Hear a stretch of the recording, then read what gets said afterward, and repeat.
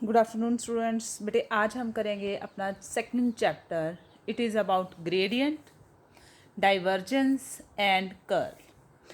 तो हम 3 exercises discuss करेंगे। फर्स्ट एक्सरसाइज जो होगी वो ग्रेडियंट के ऊपर बेस्ड है। सेकंड में हम डाइवर्जेंस और कर्ल का डिस्कशन करेंगे और एक्सरसाइज थर्ड में इनके ऊपर जो बेसिक एप्लीकेशंस हैं, फॉर्मूले हैं, जनरेट करेंगे कि किस तरह से हमने क्वेश्चंस को सॉल्व करना है using gradient, divergence and curl, तीनों ऑपरेशंस। ठीक है। तो अभी हमने फर्स्ट चैप्टर में जो डिस्कशन की थी वो हमारी क्या थी कि हमने वेक्टर फंक्शंस की डिफरेंशिएशन और इंटीग्रेशन का कॉन्सेप्ट किया था। तो अब हमने उन्हीं फंक्शन के ऊपर डिफ़ाइन करनी है कि किस तरह से ग्रेडियंट डिफ़ाइन किया जाएगा, डाइवर्जेंस किस तरह से डिफ़ाइन होएगी और कर्ल किस तरह से डिफ़ाइन होगा। तो फर्स्ट आर्टिकल क्या कहता है, we are having 2 types of function, scalar and vector point functions. तो पहले उन्होंने डेफिनेशन देती है कि पॉइंट फंक्शन का मीनिंग क्या है। नाम से ही क्लियर है, पॉइंट, राइट। तो पॉइंट कहाँ पे लाई करेगा, पॉइंट कहाँ पे लाई करेगा। अगर तो हम प्लेन की बात कर रहे हैं, एक्स एक्सिस और वाई एक्सिस, पॉइंट में बी इन प्लेन। अगर हम बात कर रहे हैं स्पेस की, राइट, तो एनी पॉइंट पी, तो ये कहाँ पे लाई कर रहा है, स्पेस में। Is it fine. तो अब बात हो रही है पॉइंट फंक्शन की। तो अब वेरिएबल क्वांटिटी, क्वांटिटी कैसी है, वेरिएबल जिसमें चेंजेस आ रहे हैं, whose value at any point in a region of space depends upon the position of the point is called a point function। ठीक है, मतलब पॉइंट जो है क्या, किस प्लेन में वो लाई कर रहा है, पोजीशन पे भी डिपेंड कर रहा है कि उसकी पोजीशन कहाँ पे है। लेफ्ट हैंड साइड पे लाई कर रहा है एक्स एक्सिस के, या राइट हैंड साइड पे है, या अबव एक्स एक्सिस है, या बिलो एक्स एक्सिस है, या right to the Y Z plane है, या left to the X Z plane है। तो पोजीशन जो है पॉइंट की वो भी मैटर कर रही है। अगर वेरिएबल पॉइंट की स्पेस में जो पॉइंट है वो डिपेंड कर रहा है पोजीशन ऑफ द पॉइंट पे, तब उसको हम कौन सा फंक्शन बोलेंगे, पॉइंट फंक्शन। पॉइंट फंक्शन भी फर्दर 2 टाइप्स का है, या तो वो स्केलर पॉइंट हो सकता है या वो वेक्टर पॉइंट। तो स्केलर पॉइंट कब बनेगा, क्योंकि हमने स्पेस में बात की है तो function X Y Z variable में डिफाइन होएगा। स्केलर तब होएगा अगर ये एसोशिएट हो रहा है किसी स्केलर क्वांटिटी के साथ, राइट। तो region R is called scalar field. Suppose temperature distribution in a heated body, density of a body, potential due to gravity are examples of scalar point function। Suppose ये मेरा point P था और वो reason R में लाई कर रहा है। ठीक है, R बाहर भी लिख सकते हो आप। Point P is lying inside the region R। तो स्केलर पॉइंट ये तब होएगा, स्केलर पॉइंट फंक्शन ये तब बनेगा अगर इसका रिजल्ट जो आए वो क्या आ जाए, स्केलर क्वांटिटी आ जाए। एग्जाम्पल उसने दी है, जैसे सपोज करो ये रूम है, तो रूम को अगर हम हीट करें तो टेम्परेचर जो होगा वो हर पॉइंट पे क्या हो जाएगा, इक्वली डिस्ट्रीब्यूट हो जाएगा। सपोज हम एसी ऑन करते हैं जब, तो सारे रूम में कूलिंग हो जाती है। ठीक है, the whole room temperature is variation. Variation किसके कारण आई, जब हमने कोई एक्सटर्नल डिवाइस जो थी उसको ऑन किया। तो रिज़ल्ट जो आएगा, जैसे मैंने टेम्परेचर सेट कर दिया रूम का 16 डिग्री, तो ये क्या आ गई, स्केलर क्वांटिटी एसोशिएट हो गई। तो इस टाइप से इस फंक्शन को हम क्या बोलेंगे, जिसका रिजल्ट स्केलर क्वांटिटी के साथ एसोशिएट हो रहा है, scalar point function. Next will be vector point function. अब नाम से क्लियर हो रहा है, vector means we will have magnitude as well as direction. Define a vector at every point of the region. हर पॉइंट के ऊपर डिफरेंट आंसर अगर आ रहा है तो उसको हम क्या बोलेंगे, vector point function. And R is called vector field. यहाँ पे हमने आर को क्या बोला था बेटे, स्केलर फील्ड। तो अगर वेक्टर फॉर्म में आ रहा है रिजल्ट तो हम इसको क्या बोलेंगे, वेक्टर फील्ड बोलेंगे, right. Third is definition of level surface. Levelling कब होएंगी, सरफेस, लेवल्ड सरफेस कब बोला जाएगा, let we be a scalar point function over a certain region all those point which satisfy an equation of the type V X Y Z, अगर C आ रहा है, constitute करेगी family of surfaces in 3D space. The surfaces of this family are called level surfaces because the value of function at every point of the level surface is same. क्यों? X Y Z की values हम change भी कर लें तब भी जो resulting आ रहा है answer that is constant quantity. तो इसका मतलब मैं v चाहे इस पॉइंट पे चेक करूं, सपोज एक्स वाई जेड है, अगर ये भी मैं प्लेन ड्रॉ कर दूं, ठीक है, इसकी क्वांटिटी क्या आ रही है c. अगर मैं चेक करूं x1 y1 z1 तब भी आंसर c आएगा. अगर मैं चेक करूं x2 y2 z2 पे तब भी v की वैल्यू क्या आएगी, c आएगी. तो इस टाइप से बहुत सारी जो फैमिलीज जनरेट होएंगी सर्फेसिस की, that surface is called level surface, क्योंकि सबका लेवल जो आ रहा है वो क्या आ रहा है, सेम आ रहा है. Right. Next article second, most important article, क्योंकि यही हमारा बेस आर्टिकल है.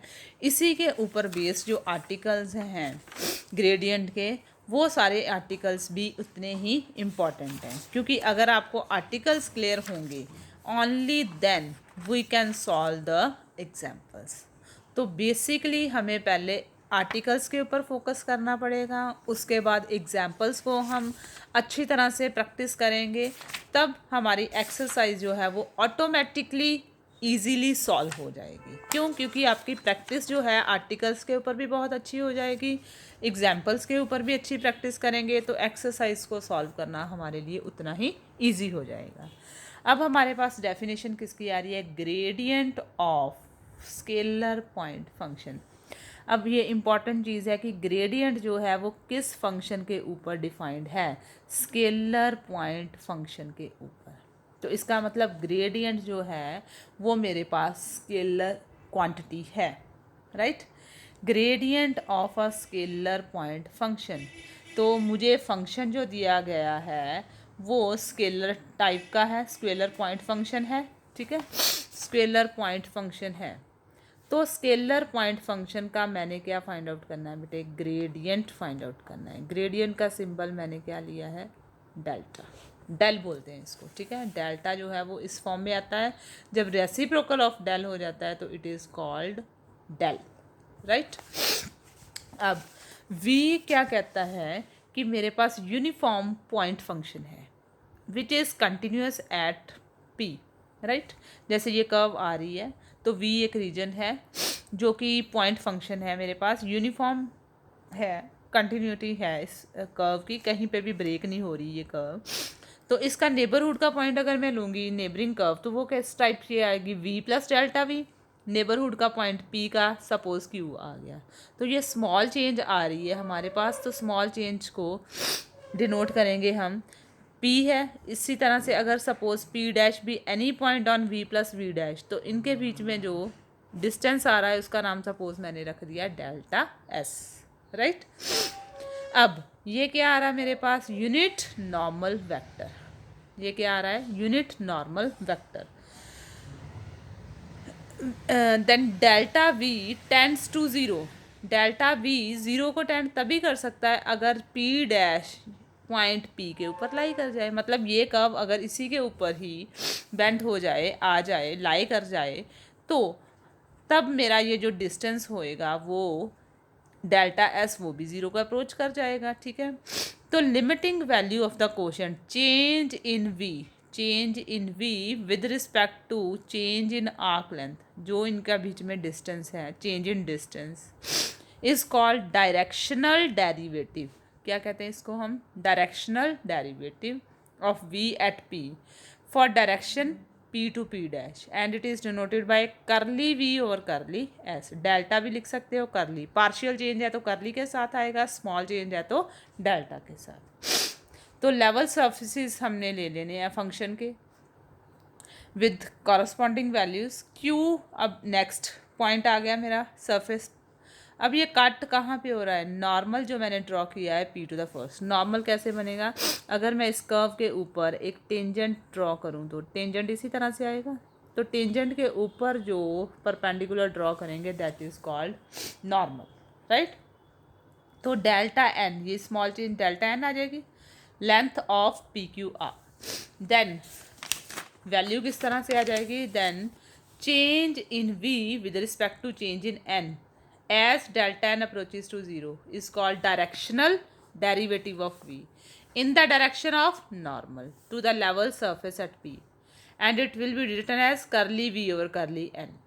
If n is a unit normal to the level surface at p having the sense from p to q, the vector curly v over curly n cap अगर उस direction में हम काम कर रहे हैं यूनिट नॉर्मल की, तो ये चीज़ क्या बन जाएगी, gradient of the function v and it is denoted by del v और ग्रेडियंट ऑफ v. आपकी अपनी चॉइस है कि किस तरह से आपने ग्रेडियंट लिखना चाहते हो या डेल. तो रेक्टेंगुलर एक्सिस अगर मैं ले लूँ, ये तो मैंने क्या लिया थी, एनी पॉइंट लिया था हमने. अगर इस पॉइंट के कहता मैं कंपोनेंट्स ले लूँ, ये कर्व थी हमारे पास पहले, any point p on the function. Neighbouring curve हमने क्या ले ली, v प्लस डेल्टा v. पहले मैंने बोला कि इसके ऊपर कोई पॉइंट आ रहा है, इससे p डैश, p और p डैश को हमने ज्वाइन किया, तो ये जो आर्क लेंथ आई इनके बीच में, ये डिस्टेंस को हमने डिनोट कर दिया डेल्टा s के साथ. अब चेंज हम किस में देख रहे थे, v में, किसके with respect to delta s के. अगर कहता है p डैश पॉइंट p को अप्रोच कर जाए, तो इसका मतलब है कि इनके बीच में डिस्टेंस जो है वो ख़त्म हो जाएगा, it will approaches to 0. So limiting case में limit delta s approaches to 0, delta v over delta s is equals to partial change in v with respect to partial change in s, right? So this is called directional derivative of v, directional derivative of v, right? Similarly कहता अगर मैं इसी curve पे कोई tangent draw कर लूँ, ठीक है, इस कर्व पे टेंजेंट ड्रॉ करूँ, इस कर्व पे भी टेंजेंट ड्रॉ कर लो बेशक आप, ठीक है. तो जो मैं परपेंडिकुलर इसके ऊपर ड्रॉ करूँगी, ये क्या आ जाएगा, नॉर्मल एन कैप, राइट. अब p डैश की बजाय मैं किस पॉइंट पे वर्कआउट कर रही हूँ, q पॉइंट पे. p और q के बीच में भी तो डिस्टेंस है, इस डिस्टेंस का नाम मैंने रख लिया डेल्टा n. तो चेंज तो मैंने कर्व में ही देखनी है ना, डेल्टा v में change with respect to delta n, right. अब अगर q पॉइंट p को अप्रोच कर जाए, तो इसका मतलब डेल्टा n किसको अप्रोच कर जाएगा, 0 को. तो लिमिटिंग केस क्या आ जाएगा, dv बाय dn. अगर कंप्लीट चेंज देख रहे हैं, तो पार्शियल चेंज देख रहे हैं, तो करली v ओवर करली n है, ये भी क्या, डायरेक्शनल डेरिवेटिव ही है. अब कहता कि अगर डायरेक्शनल डेरिवेटिव को मैं मल्टीप्लाई कर दूं इसके यूनिट नॉर्मल वेक्टर के साथ, तो ये चीज़ टोटल इन टोटलिटी क्या बन जाएगी, अंदर वाली चीज़ क्या है बेटे, सर्कल डायरेक्शनल डेरिवेटिव. अगर एन कैप के साथ ये दोनों चीज़ें मल्टीप्लाई हो जाएं, जो ये क्या बन जाएगा, gradient of v in the direction of unit normal vector. Gradient define हो गया हमारा. अब वो कहता है कि अभी तो मैंने डेल्टा एन पे काम किया है, अगर क्यू को मैं स्पेस में ले रही हूँ, तो ऑब्वियसली इसके पॉइंट किस टाइप के आएंगे, एक्स वाई जेड की फॉर्म में ही आएंगे. पी के suppose X dash Y dash Z dash की फॉर्म में आ जाएंगे. तो उस केस में मेरे पास अगर ये पॉइंट है एक्स वाई जेड, तो एक्स एक्सिस के अलॉन्ग आई कैप, वाई एक्सिस के अलॉन्ग जे कैप, जेड एक्सिस के अलॉन्ग के कैप आ जाएगा. फाइन. तो फिर आई कैप, जे कैप, जेड कैप भी आएंगे, और एन की जगह पे एक्स वाई जेड रिप्लेस हो जाएंगे.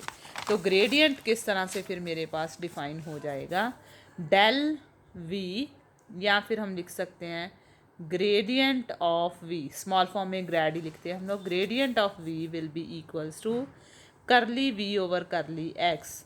एक्स किस डायरेक्शन में होएगा, ऑब्वियसली आई कैप यूज़ होएगा. Curly v over curly y, it will be j cap. Curly v over curly z, it will be k cap. तो अगर मैं थ्रू आउट इस तरह से भी लिख सकती हूँ, ये आपकी चॉइस है कि आपने किस तरह से इसको रिप्रेजेंट करना है, into v.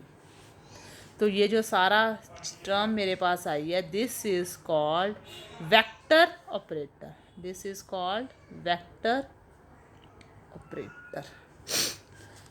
Its operation, operation किसके ऊपर हो रहा था, स्केलर पॉइंट फंक्शन v के ऊपर चल रहा था हमारा। तो इसका मतलब del can be operated on a scalar point function only, not on a vector point function. तो स्केलर पॉइंट फंक्शन के हमने करना है, वेक्टर पॉइंट फंक्शन के ऊपर ग्रेडियंट जो है वो डिफाइंड नहीं होगा। ठीक है, ये हमारा आर्टिकल सेकंड था। अब हम करेंगे अपना आर्टिकल नंबर थर्ड। स्टेटमेंट क्या रही है, we have to prove directional derivative of a scalar field v at a point p having coordinate x y z in the direction of unit vector a cap given by curly v over curly s del v into a cap। अब देखो ऊपर जो हमने definition की, अब बेटे देखो directional derivative किसका लेना है, स्केलर फील्ड v का at particular point p in the direction of unit vector a cap. तो ऊपर आर्टिकल में जब मैंने प्रूफ किया था तो मैंने क्या बोला था कि ग्रेडियंट ऑफ v किसके इक्वल आया था, करली v ओवर करली n इंटू n कैप था, यही था ना हमारी डेफिनेशन। ठीक है, ग्रेडियंट की। अब करली v ओवर करली n क्या है, डायरेक्शनल डेरिवेटिव ऑफ v है, n क्या है, यूनिट वेक्टर था इन the direction of normal at p। वो सारी चीज़ें तो मैंने आपको डायग्रामेटिकली एक्सप्लेन कर दी हैं। ठीक है, अब हमारे पास जो रिजल्ट आना चाहिए वो क्या आना चाहिए कि a is another unit vector जिसके अलॉन्ग मैंने डायरेक्शनल डेरिवेटिव डिफाइन करना है। ठीक है, ग्रेडियंट जो है उसमें आना चाहिए in the direction of A cap, right. तो अब सपोज कर लेते हैं कि theta is angle between N cap and A cap. अगर दोनों के बीच में थीटा एंगल है तो इन दोनों की डॉट प्रोडक्ट में डिफाइन करूँ तो वो क्या आ जाएगी, एन कैप का मैग्नीट्यूड ए कैप का मैग्नीट्यूड साथ में एंगल बिटवीन देम। तो N is unit vector, A is unit vector, result is cos theta. So N dot A cap will be cos theta, right. अब बात किसकी करनी थी, लेफ्ट हैंड साइड क्या कहती थी कि हमने चेंज देखना है विद रिस्पेक्ट टू एस। अगर change with respect to X देखना है हमने एस, तो ये एस है क्या, ये एस है क्या, डायरेक्शनल डेरिवेटिव किसका आ रहा है, v का, directional derivative of v in the direction of A cap, यही चीज़ हुई ना। तो इसका मतलब क्या हुआ कि हमारे पास रिजॉल्व पार्ट किसका आएगा, करली v बाय करली n का, किसके अलॉन्ग, n के अलॉन्ग नहीं अब देखना मैंने, क्योंकि ये मैंने किसके अलॉन्ग देखा था, a कैप के अलॉन्ग। तो रिजल्ट फिर क्या आ जाएगा, करली v ओवर करली n। तो अभी मैंने क्या देखा कि इनकी डॉट प्रोडक्ट का रिजल्ट क्या आ रहा था, कॉस ऑफ थीटा, राइट। क्योंकि resolve part cos theta, cos theta को रिप्लेस कर सकते हो आप curly v over curly N N cap dot ए कैप। अब ये चीज़ क्या है बेटे मेरे पास, डेल v डॉट ए कैप। तो यही हमने प्रूफ करना था, right. Next is our article number 4। Article 4 क्या कहता है, we have to prove that gradient of v is a vector normal to the surface vxyz is equals to c। c हमारे पास क्या है, कोई भी कांस्टेंट है। नाम से क्लियर है कि ग्रेडियंट जो है वेक्टर नॉर्मल का इस सरफेस के ऊपर क्या रिजल्ट देगा, कांस्टेंट। प्रूफ करेंगे अब हम इसको कि रिज़ल्ट जो है वो नॉर्मल किसको आना चाहिए, सरफेस के ऊपर। ठीक है, तो ये सिंपल है, इसमें कोई बड़ी बात नहीं है। हमारे पास रिज़ल्ट क्या दिया गया है, सरफेसेस दिए गए हैं, फैमिली ऑफ सरफेसेस दी गई है। ठीक है, तो अब पी हमने देखा कि कोई भी पॉइंट है, क्योंकि ग्रेडियंट ऑफ वी हमने डिफाइन करना है, तो ग्रेडियंट कैसे डिफाइन होएगा, किसी कर्व के ऊपर हम लोग पॉइंट पी ले रहे हैं, कर्व का नाम हमने वी रखा है। तो अब पी की नेबरिंग कर्व हमने ली थी, उसके ऊपर कोई भी नेबरिंग पॉइंट से हमने पी डैश लिया था, राइट। तो उनको हमने ज्वाइन किया था, तो डिस्टेंस हमने क्या लिखा था, डेल्टा एस लिखा था, राइट। तो P अब क्योंकि स्पेस में लाई कर रहा है, तो obviously it can have components like x y z। तो R vector can be defined as position vector, अगर P का ले लें। ठीक है, तो अगर हम इस तरह से इसको डिफाइन करें, x एक्सिस ये, y एक्सिस ये, z एक्सिस लें, तो O से P तक का डिस्टेंस R वेक्टर होएगा। तो R vector will be defined as xi yj plus z। ठीक है, अब small change P dash, small change क्या आएगी, R plus delta R, right. तो पॉइंट का नाम बुक में उन्होंने पी डैश की जगह पे क्यू लिया है, वो कोई प्रॉब्लम नहीं है। तो अगर पी के कंपोनेंट एक्स वाई जेड हैं, तो क्यू के कंपोनेंट्स क्या आ जाएंगे, x plus delta x, y plus delta y, z plus delta z आ जाएंगे, राइट। अब आर प्लस डेल्टा आर लिखें, तो r plus d r change क्या आ जाएगा, x plus d x i cap, y plus d y j cap, plus z plus d z k cap. तो change आ गया, ठीक है। अब पी क्यू वेक्टर क्या हो जाएगा बेटे, position vector D R. Obviously मैंने डेल्टा लिखा था, तो आप डेल्टा का मतलब चेंज ही था, तो चेंज कितनी आ गई, डी आर। तो डी आर का मीनिंग क्या हुआ बेटे, D x i cap, d y j cap, d z k cap. अब हमने क्या बोला था, ग्रेडियंट कब आएगा, अगर पॉइंट क्यू अप्रोच कर जाए पी को। If Q point approaches to P, then the level surface lies in the tangent plane, क्योंकि यहाँ पे मैं टेंजेंट ड्रॉ करूँगी तभी मेरे पास कौन सा प्लेन बन सकता है, टेंजेंट प्लेन बन सकता है। ठीक है, तो अगर Q अप्रोच करेगा P को, तब मेरे पास d are dot del v, gradient of V क्या रिजल्ट देगा, डेल वी के साथ आई डॉट आई वन हो जाएगा। It will be, values put कर देते हैं पहले, d x i cap, d y j cap, d z k cap. Gradient की definition, curly v by curly x i cap, curly v by curly y j cap, curly v by curly z k cap. तो dot product में same, I dot I will B one, but I dot J I dot K will be zero, right, क्योंकि cos 90 पे value zero आएगी, cos 0 पे value 1 आ जाएगी। तो मेरा result यहाँ पे क्या बनेगा, curly we over curly x d x, curly we over curly y d y, curly we over curly z into d z. तो ये बेटे क्या आ रहा है, complete derivative of function v, it is derivative of v। But हमें statement में क्या दिया था, v is a constant function, तो derivative of constant function will be 0 as v is a constant function, no change. तो dot product of D R and gradient is 0। तो अब इन दोनों की डॉट प्रोडक्ट 0 होने का मतलब क्या था, अभी मैंने क्या बताया कि अगर आई डॉट जे आ रहा है, आई डॉट जे, ये 0 क्यों है, क्योंकि इनके बीच में एंगल क्या बन रहा था, 90। तो कॉज 90 पे वैल्यू क्या आ रही है हमारी, 0। तो दो टर्म्स की अगर डॉट प्रोडक्ट 0 है, तो it means both will be perpendicular to each other. तो यही हमने प्रूव करना था कि gradient of v vector normal आएगा किसके ऊपर, सरफेस के ऊपर।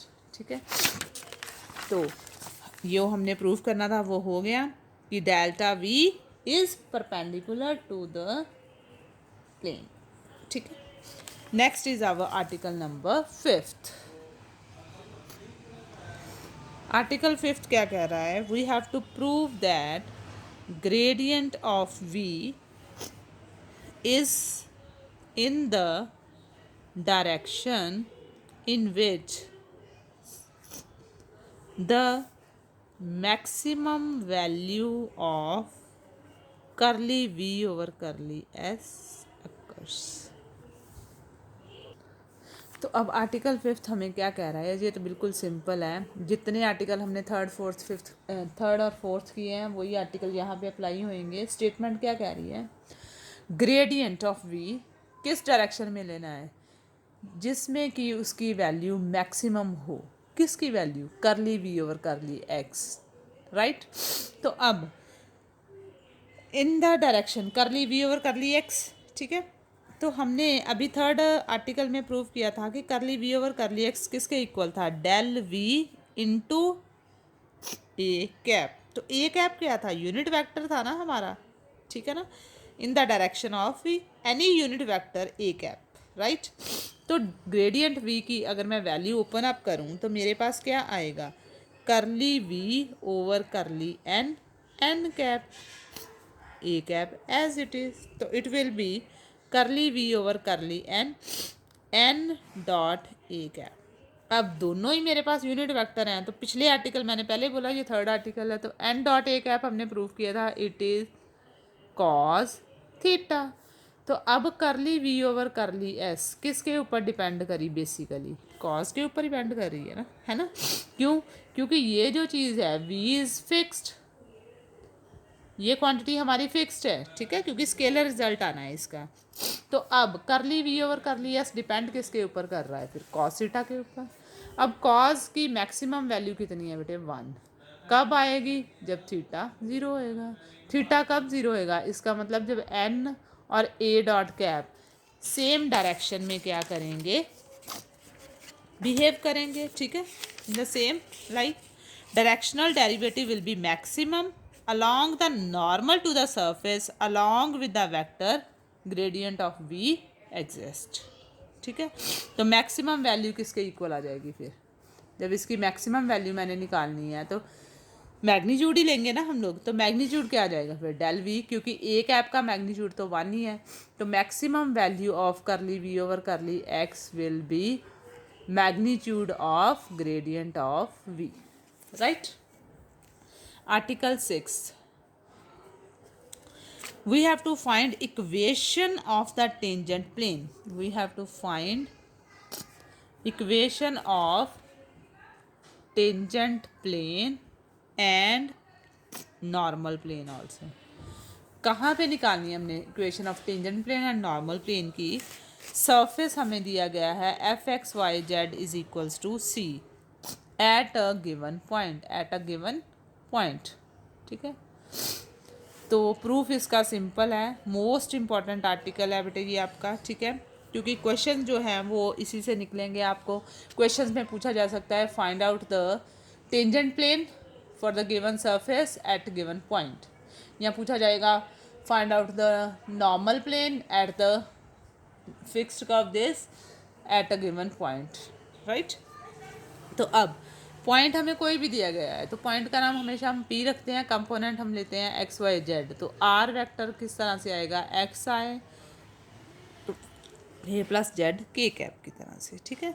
तो अगर मैंने ग्रेडियंट ऑफ एफ लेना है तो it will be curly f by curly x i cap, curly f by curly y j cap, curly f by curly z k cap. ऐसे ही लिखोगे आप लोग, ठीक है। तो हमें ये भी पता है ऊपर वाले आर्टिकल से कि ये जो आ रहा है मेरे पास डेल्टा एफ, ये परपेंडिकुलर किसके आएगा? This will be perpendicular to the tangent plane, right. क्यों? क्योंकि डेफिनेशन ही लगी है यहाँ से हमने जब परपेंडिकुलर, ठीक है। ये जो नॉर्मल ड्रॉ किया है तो ये क्या बन रहा है? 90 डिग्री का एंगल ही तो बन रहा है, परपेंडिकुलर ही आएगा ये, फिर ठीक है। अब क्वेश्चन क्या था? We have to find out equation of tangent plane at point P. तो मैंने क्या लिया कि टेंजेंट प्लेन में कोई भी पॉइंट ले लिया, उसका नाम क्या रख दिया? Capital R. कंपोनेंट भी उसी हिसाब से आ जाएंगे फिर, ठीक है जी। Any position vector of any point Q, पहले मैंने P पॉइंट लिया था, नेबरहुड पे पॉइंट मैंने क्या ले लिया, X Y Z, right, tangent plane में। अगर मैं पी क्यू का पोजीशन वेक्टर लूँ तो वो क्या आ जाएगा, पी के कंपोनेंट हमने क्या लिए थे, एक्स वाई जेड, तो मेरे पास रिजल्ट क्या आएगा पी क्यू का, x minus x i cap, Y minus Y j cap, Z minus Z k cap. x1 y1 भी ले सकते हो, x2 y2 की फॉर्म में भी, वो आपकी अपनी चॉइस है, ठीक है। तो हमने पिछले आर्टिकल में यही चीज़ प्रूव की थी कि जो p क्यूब वेक्टर होएगा it will be perpendicular to gradient of f, right, ये प्रूव किया था हमने। Dot product these two vectors will be zero, अगर इन दोनों की डॉट प्रोडक्ट ज़ीरो है तो डॉट प्रोडक्ट ले लो। ग्रेडियंट का डेफिनेशन है मेरे पास, पीछे हमने किया, दोनों की डॉट प्रोडक्ट लेंगे तो रिजल्ट किस टाइप का आ जाएगा, x minus X del F की curly F by curly x, I dot I will be 1, J dot J will be 1, K dot K will be 1, I dot J 0, I dot K 0, right. तो वही चीज़ यहाँ पे आ जाएगी हमारे पास, plus capital Y minus small y curly F by curly Y, Z minus small Z curly F by curly Z is equals to 0। तो यही हम प्रूफ करना चाहते थे। This is the equation of plane, tangent plane. Normal की बात जब हम करेंगे तो नॉर्मल में के केस में क्या आ जाएगा, आर नेबरिंग पॉइंट ही रहेगा हमारे पास, ठीक है। ये पोजीशन वेक्टर होगा क्यू के लिए। अब पी क्यू वेक्टर हमें पता है कि नॉर्मल टू द सरफेस आ रहा है, तो अब यहाँ पे ये परपेंडिकुलर था तो डॉट प्रोडक्ट 0 थी। अब नॉर्मल है तो नॉर्मल के केस में P Q vector should be parallel to del F, ठीक है। टेंजेंट के केस में ये परपेंडिकुलर था तो नॉर्मल के केस में क्या था, परपेंडिकुलर क्या बन जाता है, पैरेलल बन जाता है, ठीक है। तो दो वेक्टर्स अगर पैरेलल है तो उनकी cross product will be 0। How to find out cross product, cross product कैसे निकलेगी, I J K, P Q X minus X, Y minus Y, Z minus Z. F के लिए curly F by curly X, curly F by curly Y, curly F by curly Z is equals to 0। Expand कर देंगे first row से तो सारा result मेरे पास आ जाएगा, ठीक है। एक मेथड और भी है, सेकंड वे से भी हम कर सकते हैं कि दो वेक्टर्स पैरेलल हैं तो इसका मतलब one is scalar multiple of the other. एक मेथड ये है, दूसरा ये भी है, one vector is scalar multiple of the other, इस तरह से भी रिप्रेजेंट हो सकता है, आपकी चॉइस है। जब हम इसको सॉल्व करेंगे तो मेरा रिजल्ट किस फॉर्म में आएगा, X minus X over curly F by curly X, Y minus Y over curly F by curly Y, Z minus Z over curly F by curly Z. ये नॉर्मल की equation आ जाएगी। Tangent की equation different आ रही है बेटे, tangent plane की, और नॉर्मल की इक्वेशन जो है वो डिफरेंट आ रही है। इस तरह से भी रिजल्ट आप सॉल्व कर सकते हो, इस तरह से भी कर सकते हो, that is your own choice. Article number 7 क्या कहता है, simple D V should be D are dot D V. तो ये हमने ऑलरेडी प्रूफ किया था अभी पीछे, ये सिंपल है, you can do it your self, do it your self, बिल्कुल सिंपल 2 लाइन का प्रूफ है, आप खुद करोगे। Article 8 very very important and very very simple, ये भी आप खुद करोगे। Article 7 and article 8 should be done by you, ठीक है। आर्टिकल 9 और 10 हम कल करेंगे बेटे, ठीक है। उसके बाद हमारे पास जो आ रहा है एग्जाम्पल्स आप करोगे फर्स्ट से लेके 5th तक अपने आप। अब ये आपका होमवर्क हो गया। You have to do article 7, 8 and first 5 examples, और जितनी इनके ऊपर बेस्ड एक्सरसाइज के क्वेश्चन होंगे वो भी आप करोगे, ठीक है। तो इम्पॉर्टेंट आर्टिकल जो हमारे अब रह गए हैं वो 9th आर्टिकल मैं खुद करवाऊँगी, 8th में कोई प्रॉब्लम होएगी तो we will discuss example 9 article 9, article 10 and other examples I will help you. Thank you so much.